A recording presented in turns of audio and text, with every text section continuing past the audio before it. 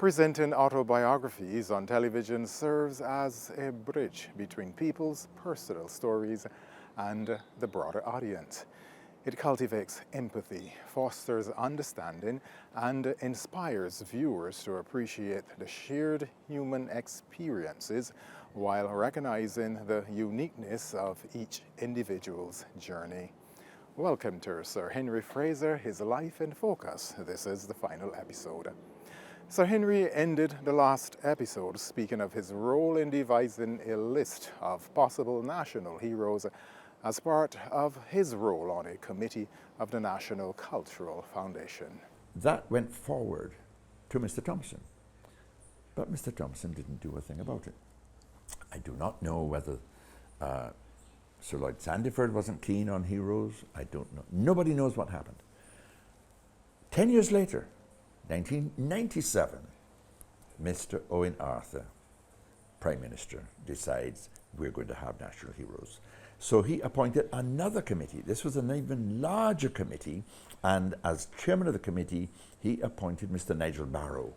Nigel Barrow was Minister of Culture at one point in the Barbados Labour Party administration, and he made me the deputy chair of that committee. And we expanded our numbers somewhat. We included Clement Payne, we included Sir Hugh Springer, but we came up with 10 heroes. The 10 heroes included Mr. Wickham as author and writer and leader of the whole movement of democracy in the 1920s, and Mr. Wickham lost his life because he was taken to court for libel, a huge fine. He had to shut down his newspaper and flee to Grenada. He had to live in the spare room of a friend, and he died of an acute appendicitis at 47 because there was no surgeon in Grenada who could operate on him when he had his ruptured appendix. So he died young for his beliefs. We chose T.T. Lewis as a trade union leader who had also died young as a result. He was the victim of his employer who fired him, and the businessmen of Bridgetown banded together and said, we will not hire this man again. He's disrupting the merchants of Bridgetown and the economic life of the country. And he and Sir Grantley Adams marched with like 5,000 people behind them through Bridgetown. And Mr. Adams threatened to shut down the country if they did not rehire him. Well, eventually what they did was to pay out, and he paid most of the payout to his union. And he lived on the charity of Mr. and Mrs. Frank Cullimer for the rest of his life. And he died almost certainly of malnutrition, heart failure at the age of 57. So these were the two people that we thought had suffered badly for their courage. Well, the cricketer we recommended was Sir Frank Worrell, because Sir Larry Constantine, when Frank Worrell died of leukemia at a young age after his magnificent leadership of the West Indies and inspiring all 6 million people of the West Indies, Sir Larry Constantine said this must be the first national hero of Barbados.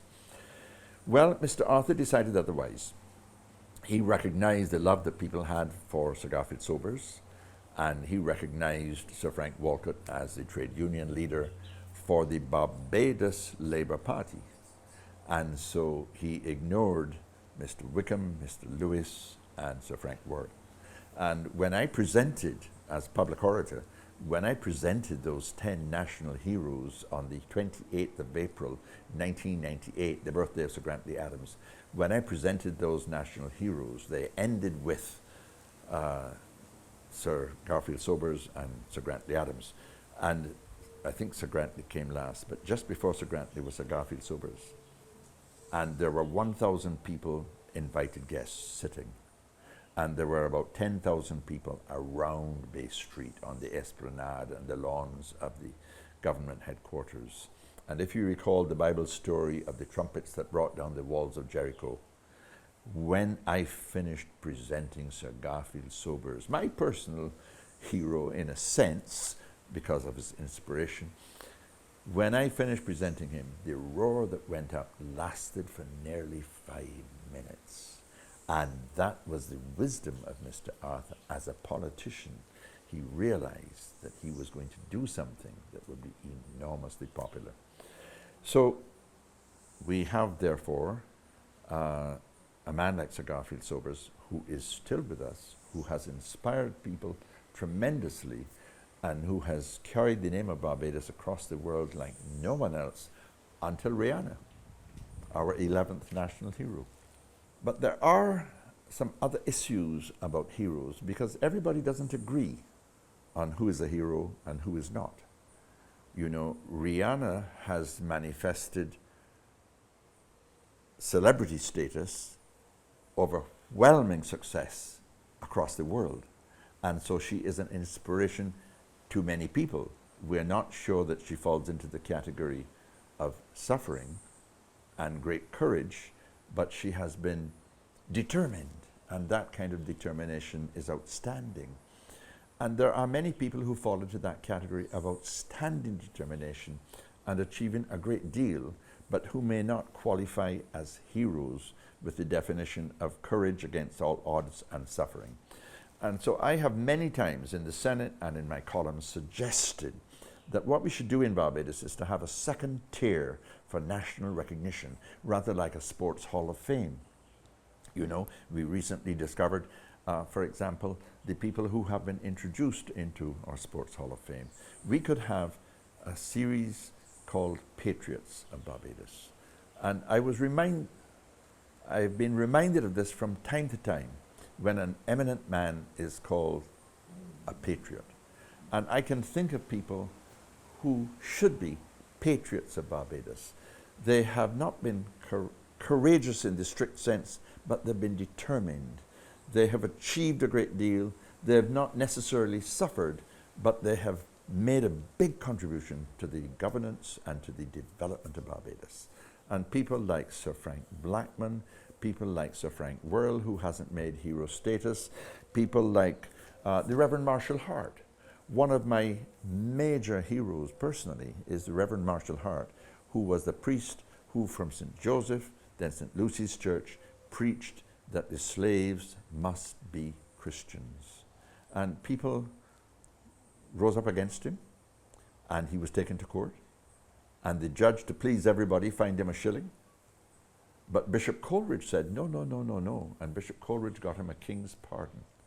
And he ended his spiritual preaching days at St. Mary's Church. And if anyone goes into St. Mary's Church, I invite them to go into the chancel and read on the wonderful plaque in the chancel the story of the Reverend Marshall Hart. He is someone who should be at the very top of any list of patriots that we decide to recognize. Well, we're coming close to the end of this series, I think, and I am inspired by a quote from Mark Twain, the great American writer, who said, "The two most important days in your life are the day you were born and the day you find out why." Well, my wife and I went to Jamaica soon after we got married, and we spent 2 years there, 2.5 years, and then we went to Britain where we spent 4 years. And it was obvious to us that although a job had been created for me in Jamaica, we really wanted to return home to Barbados. We felt our roots were in Barbados. Family was in Barbados, responsibilities. Both of us had parents in Barbados. And I couldn't enjoy teaching in Britain. I had no passion about teaching medical students in Britain. They didn't seem to me to be a part of me, you know. And so when I went home to Jamaica, that was my second home, my wife and I tried our best to adapt to Jamaica, but we went to Jamaica at a time that Jamaica was what they called in Jamaica under heavy manners. The Jamaican democratic socialism had angered Mr. Reagan. Mr. Manley's friendship with Cuba and Fidel Castro had angered Mr. Reagan, and it was said that the CIA was undermining Jamaica in a big way. So when we went home, Jamaica was under heavy manners, and the supermarkets were practically empty. The cold section of the supermarket had only New Zealand cheddar cheese imported. All of the shelves were empty, and you couldn't buy anything that you required for basic living. So after a few months, it became possible to come home to Barbados. And so I've mentioned that in a previous talk, but coming home to Barbados really told us why we were born, because we now realized we had things to do, we had things to build. My wife was the only dermatologist. There were 2 dermatologists in Jamaica, none in Trinidad, none in Barbados. And so she built a dermatology practice which inspired others. And so by the time that she retired in 2012, well, there were, several very good dermatologists who had followed in her footsteps and are doing a great job. So that was her contribution to building healthcare in Barbados. Mine was basically to show that the research training I had could be valuable in Barbados and to build healthcare at all levels. I'm an internist. I was trained in internal medicine, which meant that I had knowledge and experience in dealing with things like diabetes and high blood pressure, one of my main special interests, epilepsy and so on. But I was also trained in research aspects and in laboratory medicine, so that I was able to set up a lab in Barbados. I was able to measure in the blood the drugs that were crucial, that had what we call a narrow therapeutic range. So I came down and I joined the university staff here, I joined the hospital staff as a consultant there, and I set up a lab in the basement of the hospital. And I was able to revolutionize the treatment of both high blood pressure and epilepsy. I set up a lab which measured the anti-epileptic drugs. And I found that in Barbados, people who had epilepsy were really suffering. Nobody wanted to employ them. They were not well controlled. People didn't understand how to treat them. So that was a tremendously satisfying area of my medicine, using my lab and using my lab to help others to understand how they were using the relevant drugs. And then in high blood pressure, what I did was to start a hypertension clinic. And the late Professor George Nicholson joined me with the hypertension clinic, and the late Dr. Anne Bailey, daughter of the brilliant, iconic Dr. Harry Bailey of the Diagnostic Clinic. She joined me in my hypertension clinic. And that clinic has been carried on by Dr. Kenneth Connell, who was basically a mentee of mine. I persuaded him to do clinical pharmacology. And so if you were to ask me, well, what is the greatest outcome? What is the most obvious, if I should say, legacy of my work as a clinical pharmacologist and as a hypertension specialist? I would have to say it is Dr. Connell, who I encouraged to do his PhD in London. So he followed me. I was the second PhD in the medical history of the UWI in medicine. Dr. Hennis, Professor Hennis was the third, and Dr. Connell basically in Barbados followed suit. Dr. Connell has carried on that approach to the treatment of hypertension. And so if I look at everything that I have done, both in medicine and in research, I would have to say that that has been one of the big things. But there are two even bigger things that have been very satisfying. The first was creating a research center. It became obvious to me that I had the training and others had the interest. And Barbados had what I called an epidemiological laboratory, a pool of people who had access by telephone, by letter, by good transport, and by quite good medical care. And therefore, we had an opportunity to study the problem of hypertension, which is such a major problem. You see, hypertension is terribly common. When you get up to 40 or 50, half of the population in Barbados has high blood pressure. A great deal of it is related to the obesity, because a third of our people are obese and another third are overweight. So obesity is a big factor. But that hypertension, or high blood pressure, increases with age. So that by the age of 60 and 70, it's 60 and 70% of our people with high blood pressure. The values for diabetes are approximately 1/3 of that. So the adult population has between 15 and 20% of people with diabetes. And when you get over middle age, when you get to the over 50s, it's about 1/3 of people with diabetes. And it's mostly related to overweight, although there's a strong genetic component. A lot of us have a genetic factor which will make us liable to both diabetes and to high blood pressure. And there are theories for that I won't go into now. But when I realized that we talked a lot about high blood pressure and we talked a lot about diabetes and we had so much obesity and nobody was really doing anything about it, I said to my chief at the time, Professor Waldron was the dean, I talked to Professor Hassel, who made the initial suggestion. Professor Sir Trevor Hassel said to me, why don't you start a research center for all of this? So with Professor Hassel behind me and Professor Waldron above me, I then went to the principal, Sir Keith Hunt, And I went to Sir George Allen, my mentor, and I talked to these other people, and we agreed that it would be realistic to form a chronic disease research centre. And what was very funny was that PAHO assisted me by bringing down an expert, and the expert spent 3 days here visiting all the facilities and talking to me. And he went back and he wrote a 2-page report saying, this won't work. Professor Fraser is far too busy. It'll never work. And Professor Waldron and I decided, no, we'll ignore that. So with Professor Waldron's help, Professor Hassel's help, Sir Keith's support, I started raising money. And I ran the Chronic Disease Research Centre for 8 years on $1.65 million contributed by the private sector of Barbados. I had people giving me money, wanting to give me money. I remember our famous judge, Christopher Blackman, currently chairman of the Commission on the Constitution. Chris Blackman called me one day and said, Henry, could you use $150,000 at your centre? And I said, could I? And he had a client who gave anonymously $150,000. Our major donor from America had a home here, a Mr. Richard Brown, and we've named our conference room after him. He gave a total of $250 million. And Sagicor gave us a total of about $250 million over a period of 7 years.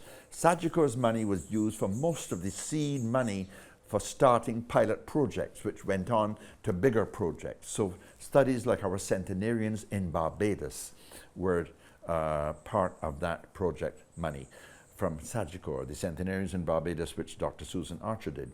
All of those studies were done with soft money. A lot then came afterwards, and Professor Hennis has been tremendous at raising money. He was followed by Professor Clive Landis, and currently we have Professor Simon Anderson as director. So there have been 5 directors of the Chronic Disease Research Centre. It's been a huge money raising operation with dramatic publications, research output that guides research in Barbados. And I think I've mentioned this because some of that research led to the formation of a stroke study led by Dr. Corbin at the QEH. So that research centre has been a very, very big thing. And then Professor Beckles, when he became principal in Barbados, said, why don't we have a full faculty? So the creation of a full medical faculty, which was really a dramatic effort and tremendous hard work, you know, literally working 12 and 14 hours a day and using my vacation time to visit new medical schools in Britain and in Canada. All of that was exceedingly satisfying, so that we now have a full medical faculty with a quality, I think, that is superior across the campuses, because the numbers in our classes are restricted. The numbers in our classes are less than a quarter the numbers of students in a medical class in Jamaica, for example. And I think that that is essential for maintaining the quality of the training of our medical students. And so those are 2 things, the medical faculty and the Chronic Disease Research Centre, which I've had the pleasure of building. And it's really been a unique task to build both a research centre and a faculty, and to do it all within a short space of 10, 15 years. It's been wonderful, and I think that Cave Hill campus can now be very proud that these are 2 flagships of the university right here in Barbados. If I was to summarize my life, I would have to say that the things that we have built between us, my wife and I in Barbados, have been tremendously rewarding. But there have been so many elements to our lives, our art, my writing, my wife's cooking, our garden. All of these things are important. And our one and only son. One of the saddest things of our life is having only one son. And if you ask me, like Frank Sinatra, if I had any regrets, I have just one regret, that I didn't spend more time with Rob when he was young, flying kites, playing cricket, playing football, and doing all the things that kids love to do. I would have loved to have done more of that. I came home at dusk far too often. And that was a great pity, you know, that my wife and I both worked too hard. We didn't spend enough time with Rob in the garden. We didn't spend enough time at the beach with Rob and so on. And currently, of course, our son is 4,000 miles away in Britain with his wife and 3 children. So currently, with the COVID epidemic and all, we can only Skype. And thank goodness for Skype, because we haven't been able to spend much time with our son. And that's been a disappointing. But among the major things that inspires me always is nature. I really have a love affair with nature. I love the garden, I love gardening, and I suppose I've inherited some of those aspects. And what I have really enjoyed doing is, I've tried to influence my son in that regard, but my son is very different to me. He's a scientist, essentially, and he was a great sportsman. He won tennis matches all through school. He has dozens of tennis trophies as a brilliant tennis player. And it's a great loss to us not to have him and his family around us. And this is a common problem for a lot of people of my generation in Barbados. We have lost our kids to the greater world outside. I have several close friends that I see on a regular basis who have all of their children living overseas. My close friend in Canada, he has his 3 children in Canada. But my closest friends in Barbados, their children are in Canada, in the USA, even in Britain. So we're kind of lonely older people because the diaspora has benefited because we have educated our children too well. Everybody didn't have the vision of my wife and me that we should come home and build Barbados. And a lot of people say, well, there's nothing for me to do in Barbados. And I deny that. If you want to, you can build in Barbados. It's not necessarily as easy as walking into a big job. You may have to start very much more modestly. As Richard Hode always says, he started his life as a farmer in an old bus. So that's a way of starting. But life has been rewarding. I have to say life has been very rewarding. From country boy to a knight. I've had lots of awards which have given me great satisfaction. And one of the things I've enjoyed most in my life really has been public speaking, because you learn to speak as a medical student, teaching other medical students, sharing with other medical students. As a junior doctor, you have to teach the younger medical students. You become a lecturer, so you're teaching and you're talking. And then I started going on television. So I've been doing my teaching to the world on television. And finally, the greatest privilege was when Sir Keith Hunt called me and said, Henry, I want you to be public orator for the university. And that started in 1992. And I may have mentioned this already, but my first task was Sir Douglas Lynch and Sir Garfield Sobers. And when I finished presenting Sir Garfield Sobers, just as at the national honours in 1998, in 1992, he got the same response. Sir Garfield Sobers, I presented him, I finished, and the entire audience rose in a standing ovation. So I've enjoyed that both at the university level for 18 years and at the government level as public orator for 15 years. That has been really rewarding. And I've seen all of the presentations of 350 odd honorees over those 15 years. And I've been asked, well, how political are the national honours? And I have to say that at the top level, they are not political. All of those people like Sir David Simmons and Dame Billy Miller and so on, all of the knights and the Gold Crown of Merits, my friend Dr. Victor Eastman, all of these people, all of the honorary people, Dr. Cardinal Ward, who has done so much for scientific training in Barbados, all of these people who have received the higher levels of knighthoods, honor, companions of honor, gold and silver crowns of merit, there is very, very little politics involved. And I can really say that because I have read all of these CVs. At the level of medals and stars and so on, one certainly sees the odd person who is recognized as a political agent, should I say. But by and large, the national honors are not political. They have been very fairly given in most instances. I've really had a wonderfully diverse life. And I've always said that if I had become an architect and practiced medicine on the side, I would have been breaking the law and might have gone to jail. I've had the best of both worlds because I've been able to have a satisfying career, loving every minute of my life in medicine, and yet able to enjoy all my other multiple passions, time with my wife, with my family, my art, my garden, my painting, my writing. All of this has been wonderful, but serving Barbados is the key element. And I have to say that The most important thing in life is finding work that you enjoy and contributing and building. My motto has always been to love is to serve. It was inspired by my parents, whose working life was service and who inspired their children. And so my rewarding life, and I might also add, I always say a happy wife is a happy life. So we work very closely together on everything. We've been married just this last month. We've been married for 53 years. And many people are in awe about that because most people end up with a 7-year itch and break up. Many people do. But we've had a very satisfying life, my wife and I together, with many shared interests. She's a great cook. Even I cook sometimes. I make a boss omelette, a boss souffle, a boss salad, you know. She makes so many wonderful things, you know. Her coconut bread is to die for. But we have had a tremendously enjoyable life because we have lived the motto, to love is to serve, and to serve is to love.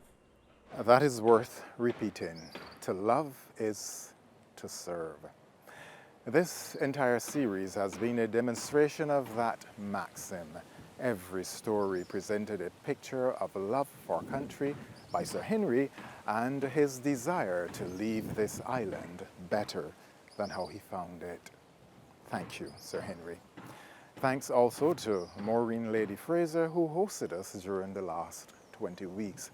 Thanks to my colleague Miles Eversley, who produced this series while completing his studies at the University of the West Indies. And thanks also to Sir David Seal and the folks of the People's Market, whose generous financial support by way of sponsorship has made this series possible. Yet another demonstration of love for country and service. To serve is to love.